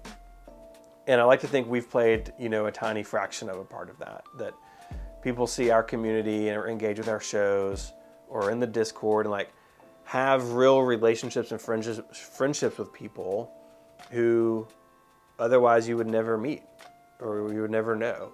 And it's because of that shared interest, that shared community, that connection can happen. And that's really important. And it's important to a lot of people's lives. And that's something that, 10 years ago, people were beginning to figure it out, but now it's a mainstream idea. And I think that's pretty cool. Has running the network changed you personally, do you think? Yeah, I mean, like in lots of ways, and it's fluctuated too. Just doing something for so long, kind of your roles shift. I was a better people manager before than I am now, and Stephen has reversed me. So he wasn't so good, and now he's much better than me. And that just comes from like working with such a large group of people for so long, that you just shift over time as you have different focuses. I used to not have so much gray hair, I can tell you that. Working on anything for as long as we have will change you. I used to believe that people don't change very much, and I've even changed my view on that, which is kind of meta. But I think the biggest way that I've changed as a person over the last 10 years, thanks to this work, is just being more open with people about what I think and feel. I grew up, that wasn't always a useful thing to share. And being sort of a nerdy kid, editor of my student newspaper in high school, and I loved the Macintosh, that was kind of a weird way to meet people and, lead a conversation. And I think doing this professionally for so long, leaning into my interests and being, just letting people know what those interests are has changed. When I first started podcasting and writing, I really kept that part of my life separate from, sort of real life friends. And they knew what I did, but I felt very uncomfortable when those streams would cross. And now, my friends and family here, they're all super excited about our 10th anniversary show because I told them all about it. And sort of the breaking down of those walls has made me a better person and a more authentic person, I think, with those around me. But also I find myself being much more encouraging to others when they have their own ideas. Right? I've got a friend of mine who about a year ago bought a business here in Memphis, and we had really good conversations about that, right? Because he had all the same nervousness and fear that I had 10 years ago. I was like, look, I can't tell you how it's going to work out, but I can tell you what I've learned. And being able to share that and enter into those conversations with people is something I just wasn't equipped for a decade ago. And now I feel like maybe just a little bit, not definitely not an expert in any of this stuff, but being able to enter into those conversations is something that I value now. What is it like being a micro celebrity with Relay? You mentioned earlier the fans are very kind people generally. It seems pretty positive as a fan myself and someone whose relationship with you started as a parasocial relationship. Is that what it's like? Is it all pretty positive as far as Relay goes, or? Yeah, I haven't had. Well, I get people don't like me and they let me know, but this isn't a thing that happens in my life. This happens in emails or whatever. Sure. Post COVID being a thing, maybe the better way to say that is people going out into the world again. It's changed. It happens. I get recognized all the time now. Oh, really? And I don't know why that is, but it is a thing that has changed. It happens all the time, and I love it. I was recently, this is probably the best one. I took my mum out for Mother's Day, and we were in a restaurant, and somebody came up and was like, "Oh, you Mike Hurley, I love it." And she was it was the best gift. That's probably the best experience I've had like that. I always love it. There's no world in which that's not good for me because it happens so frequently. So I only get the good, I can imagine how difficult it is for A-listers, right? Where if everyone knows you, you kind of can't do anything. There are times. It's weird, right? Because it sounds so ridiculous for someone who gets recognized as infrequently as I do, but because it happens, sometimes I'm me and Adina might be having a conversation. I'm we maybe shouldn't be talking about this right now, because we were once on a train and we were having a very private conversation, and 2 minutes later, someone was like, "Hey, you Mike Hurley?" And I was like, "Oh dear." I don't know if I would necessarily want like someone to have heard that conversation. You know, because we were talking about someone else. We were talking about a thing in a relationship of someone else who they may also be aware of, right? And so like there are times like that where I'm like, let's not use the names of the people we're talking about right now, you know? Which is like, it's a weird thing, like because I'm not like a celebrity, but I am someone that people know, and so it can be funny sometimes, but I do kind of love it. It is nice. You know, like it can be a lot, right? Like in the old days of WWDC, I knew what it would be like to be an A-lister, right? Because you would be in San Jose, you'd walk and like everyone knew you. Yeah. Or like, you know, like over 50% of people knew who you were. That can be a little overwhelming. It was really great for a week, but I don't think I would not want to live my life that way. I like it this way, where once a week, someone says hi. It's pretty good. Was that Casey's word? Did Casey come up with micro-celebrity? Was that analog? I think it was. Maybe. No, theirs was being micro-famous, I think was the word they came up with. Micro-famous. Micro-famous.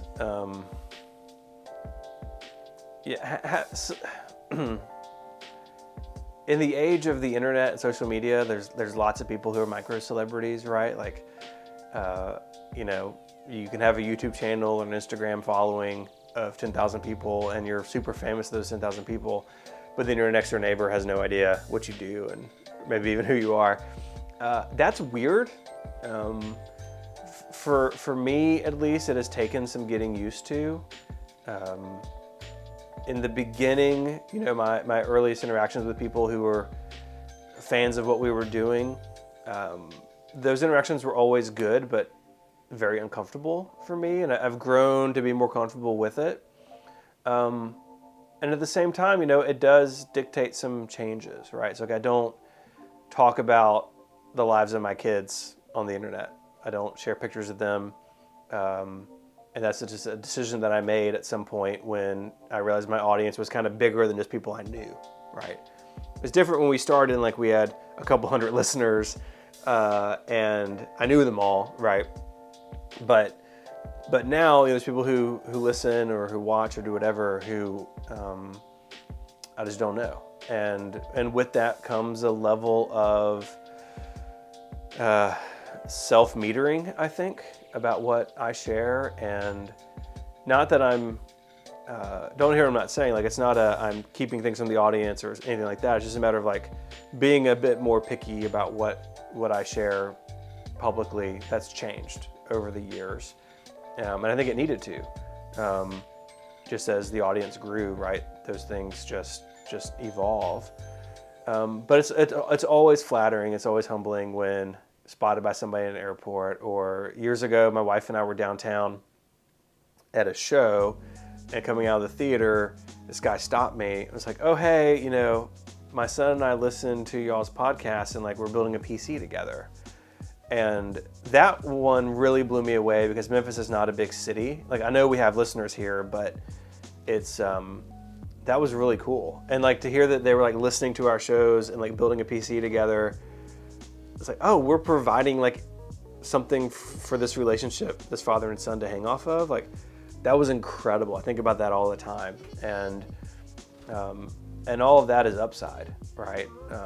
There's always downsides, right? You always kind of think twice about sharing certain things, or you have guards up that you used to not have to put up. But it's part of the territory of having shows and you know, kind of the level that we're at now. It's inevitable that you have to address those sorts of things. But for the most part, it's been good, even if it has meant, you know, some sort of practical changes. You may have just answered it with that, the Memphis story just then, but is there a story from a listener that really sticks with you when you have these interactions? Yeah, I think that one is the one, for sure. It's very strange to live your life and have people tell you that your life makes their life better. That is a very weird emotion to, especially when, it sounds so odd for me to say this, but I have lost count of the amount of times that people have contacted me to tell them that like the stuff that I do have taken them out of a dark place. And it is a weird responsibility to have for people to say that kind of thing to you. And it is very peculiar to kind of reconcile that like I'm just doing my thing, but it makes an effect on people.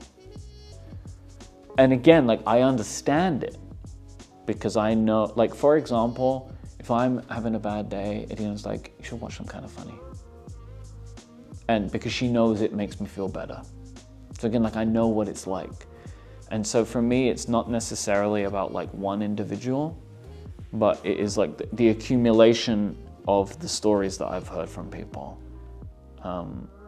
It is weird and wonderful that like you're able to make things even feel a little bit better for someone you don't know. Do you have a dream location for Relay 15 or 20? No. No. I would love to do it in Memphis, to give Stephen a payback, Like we've done shows in America, but they're not in his home. I don't even know if he wants it, honestly. Like I don't know the answer to that. This is the only one for me. Everything else is just like, oh, wouldn't it be nice? But like, this is the only one that's ever been a dream for me. All of our other live shows have not been like, it's a dream to do it in a place. It's usually like, it's a dream to do it at WWDC, right? Like, and we've done that. And then it's just a case of like, well, would we like it to be bigger or would we like it to be different?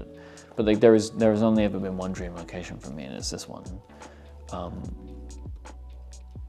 All I know is it won't be here again, I think. I can't imagine repeating it for that. I hope that we're able to do more outside of America though. Like, because I just think we have an international audience. And so I think it would be good to do that. But no, I don't have, I can only imagine like Hawaii, because it would be like a great excuse to take a business trip to Hawaii or something like that. But no, I don't have like a dream location in mind anymore. Do you have a dream location for Relay 15 or 20?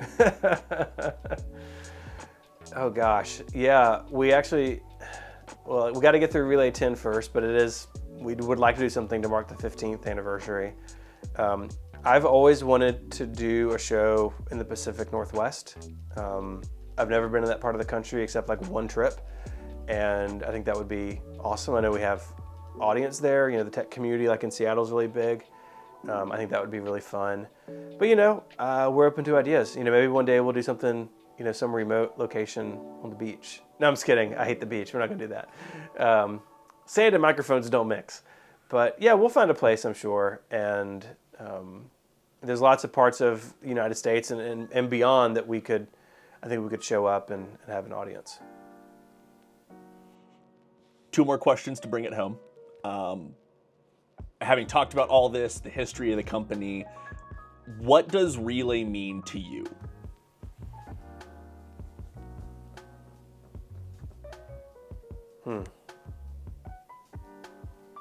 Relay means everything to me and my family. Not only does it keep the roof over our head, but it allows me to be at home and be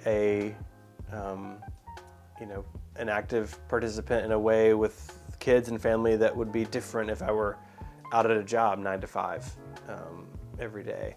And so for the lifestyle that has given my family and I, immensely thankful for that.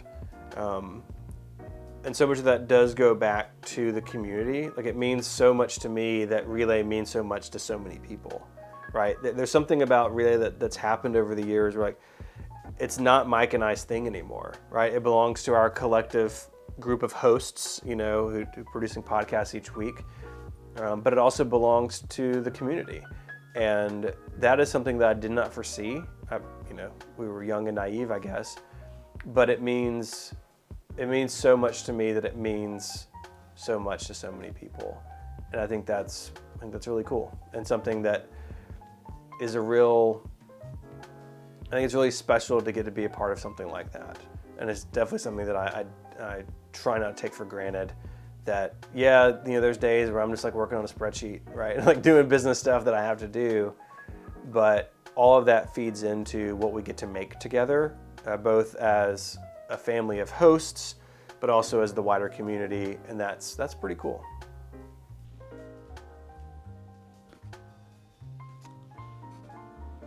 It's home.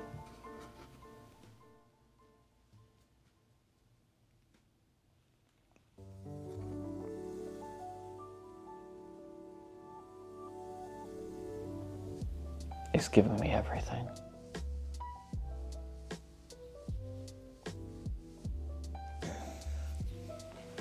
Obvious question to bring. Tomorrow's gonna suck so bad.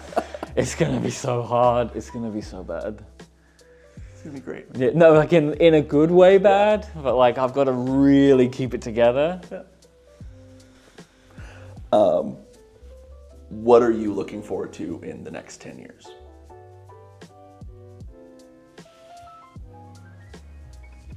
It's gonna get easier, I think. Famous last words. But we've spent a lot of time in the last couple of years trying to set this thing up to be easier on us. I think it was in 2021, me and Stephen had a conversation. He said it best. It might have been 22 actually. We were in person. Yes, it was 2022. I was back in Memphis. It was like March. And I went out there because we knew we were going to be doing the podcast again. And obviously at that point we were like 3 years into it. And so I went out to kind of meet with a lot of people at ALSAC so we could they could thank us for what we had done and talk about what the next few years could look like. And me and Stephen hadn't been together in all that time. And we were just the two of us having lunch and kind of talking about business. And he said, we need to stop treating this company like a startup, in the sense of how much of our effort was going into it, how much of our time was going into it. Mm-hmm. And that was when we really started to focus on bringing more people in to do things, and for me, that has been removing effectively everything other than being a host and running the business with Stephen, right? And so for me now, that is, I have a meeting on Mondays. It's me and Stephen and Carrie, and we go through everything we need to go through. And that is the majority of the business time. And then there's just little bits and bobs that comes up through the week, and then I do the shows. It's I'm not editing, and it's the same for Stephen. We're trying to remove as many components as we can so we can just focus on what are we good at. What is our value to the business? Let's focus on providing our value and finding other people that are better at doing the other components. That and no new shows. It's a mantra, no new shows. And so it just means that we're able to be leaner and we're able to work smarter and just try and be calmer. The last 10 years have got us to this point, and now we can just be happy with this. That would be ideal. That would be lovely. And that's the listener first, right? I want to make sure that we are focused on the people we have. We just make them the happiest we can, and then we'll be fine. The next 10 years.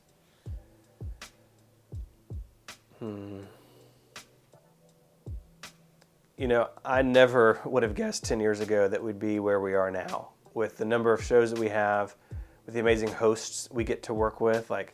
So many people I looked up to for so long online, having relay shows for years and years now is incredible. And so in one way, I have no idea what the next 10 years hold.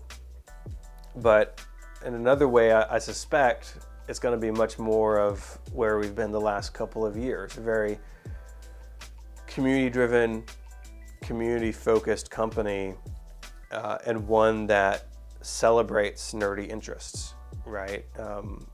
we are out of the phase we were once in of adding a bunch of shows and adding a bunch of hosts, and we'll see what the future of that brings. I'm sure that we will add shows again as ideas come along, but really continuing to hone our craft and make the best podcast we can while being entertaining and interesting and informative, all of those things. I suspect we're going to keep doing that. And because at the end of the day, that's what we want to be doing. All of us want to make the best podcast we can. And that I don't think is ever going to change. It's the heart of what we do, is making these shows week in and week out. And, maybe there'll be some new technology or something that shifts the way we do that or the way that we present those shows. But I think the heart of it, of having like meaningful conversations about these topics that people love, that will be the through line, no matter how many more decades we get to do this. Is there anything I didn't ask you that you want to mention or talk about?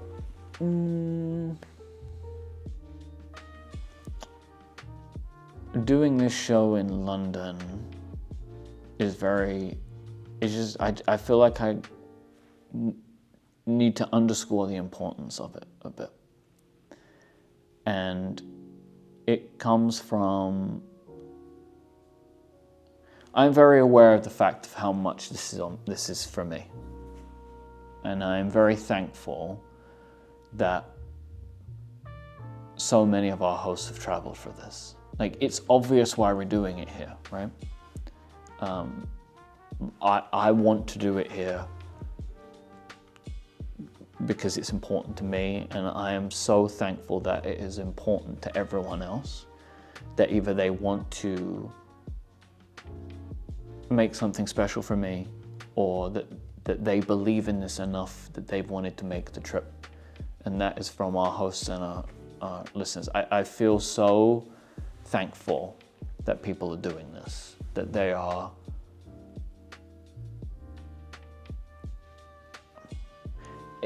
as I'm saying it, I'm like, oh, am I being too big-headed? I'm just, that everyone bought into this idea. That it came from me, it was something I really wanted to do, and that everybody would agree to take their time, their money, and they'd come here. That is our hosts, and I'm blown away by how many hosts have made this. I thought we'd have half of the people we have. And then our listeners too. There is something so incredible to me to see people getting on planes for this. This is you too, right? It's so amazing, and it makes me feel so good. Sometimes you don't know how people feel about you, right? It's just a thing in your life, and you just, do people like you? Do they want to support you? It can be hard to understand that. And there is something so incredible about me saying, I really want to do this thing, and I want you all to buy into it. And that people are doing that for the thing that we built. It's so cool. And it just makes me feel so loved. It's very good. And I'm just so happy that in 29, 30 hours or whatever, I have spent 2 years dreaming of that moment of walking out onto that stage. It's gonna be so good, man. I just hope I don't trip.